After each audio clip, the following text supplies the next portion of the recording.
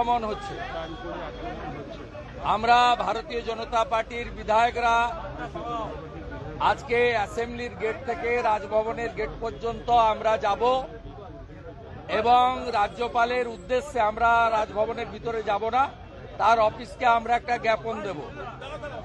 বারুইপুরে মন্দির পোড়ানো হয়েছে, মূর্তি ভাঙা হয়েছে, বসিরহাটে করা হয়েছে এবং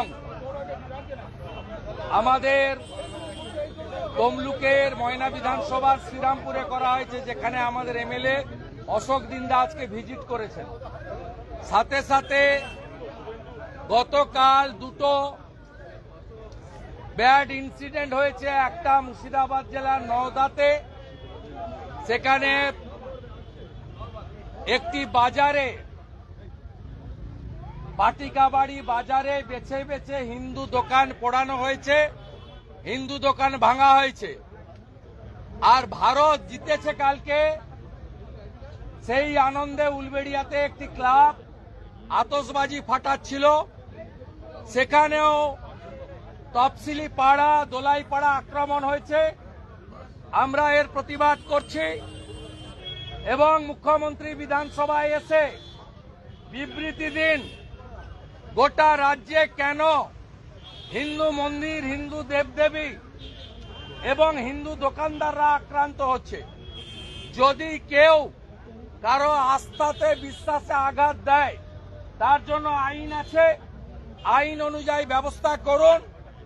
এই ধরনের আক্রমণ ওপারে বাংলাদেশও হচ্ছে, এপারে আমাদের বাংলাতে হচ্ছে, তার প্রতিবাদ আমরা করছি।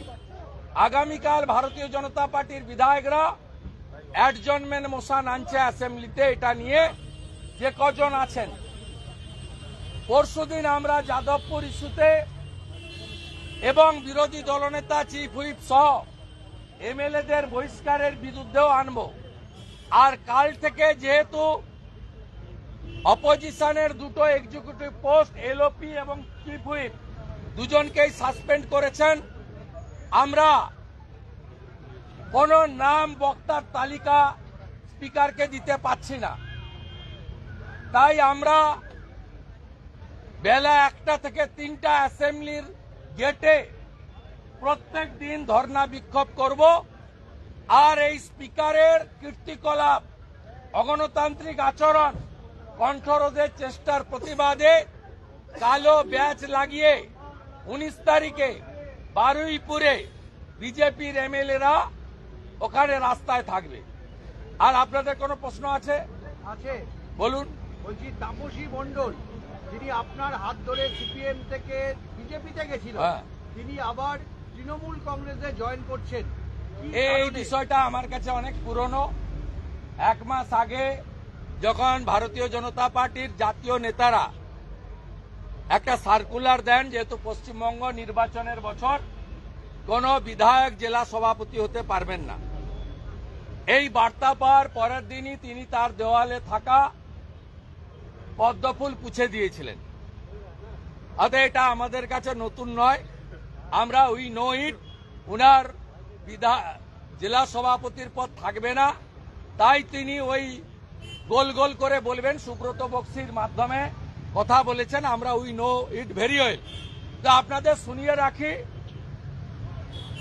যেমন মুকুটমণি অধিকারীকে, যেমন কৃষ্ণ কল্যাণীকে, যেমন বিশ্বজিৎ দাসকে হারিয়েছিলাম লোকসভায় দল বদলুদের, একইভাবে তাপসী মণ্ডলকে যদি তোলামূল প্রার্থী করে, আমাকে কিছু করতে হবে না, হলদিয়ার তোলামূলীরাই ওকে বিসর্জন দেবে। ওকে শুধু নয়, ওর ফ্রেন্ড শ্যামল মাইতিকেও বিসর্জন দেবে। আরেকটা বিষয়, আপনারা শুরু করেছিলেন 77 দিয়ে,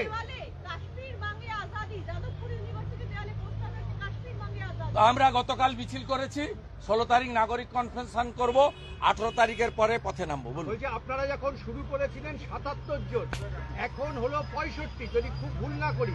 এই যে এতজন বিধায়ক চলে যাচ্ছে এবং না চলে গিয়ে আবার ফিরেও আসছে, সোমেন রায় ফিরে এসছে। হ্যাঁ, তাহলে এটা কারণটা কি? না, আমরা নেব না, আমাদের সঙ্গে অনেকে যোগাযোগ রাখেন, নেব না। আমরা পশ্চিমবাংলায় হিন্দুদেরকে, জনজাতিদের নিয়ে সরকার করব। আমরা এখানে সংখ্যায় যাই থাকি না কেন, তারপরেও তো তৃণমূলকে সাসপেন্ড করতে হয়, এলওপি কে 9 মাস বাইরে রাখতে হয়, প্রতিদিন হাউস খুললে বিজেপির এমএলএদেরকে তাড়াতে হয়, বিধানসভার বাইরে সাসপেন্ড করতে হয়। এটাই তো বিজেপির তাকত।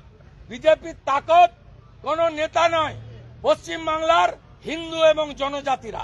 এই তাকত আমাদের সঙ্গে আছে, এই তাকত থাকবে এবং দিল্লির মতো এখান থেকেও তাড়াবো। আর বিজেন্দ্র গুপ্তাকে মার্শাল দিয়ে বের করেছিলেন যারা, তাদের যা অবস্থা হয়েছে একই অবস্থা মমতা ব্যানার্জি আর বিমান ব্যানার্জির হবে। মার্শাল দিতে হলো, মানে আপনারা তো বিক্ষোভ করছিলেন, এরকম স্লোগান তো পরে ওখানে আরেকবার বলবো। এই আমার বোনটা কোথায়? অপূর্ব, আমার বোন কোথায়? আমি যে বোনটা নিয়ে যাবো কোথায়?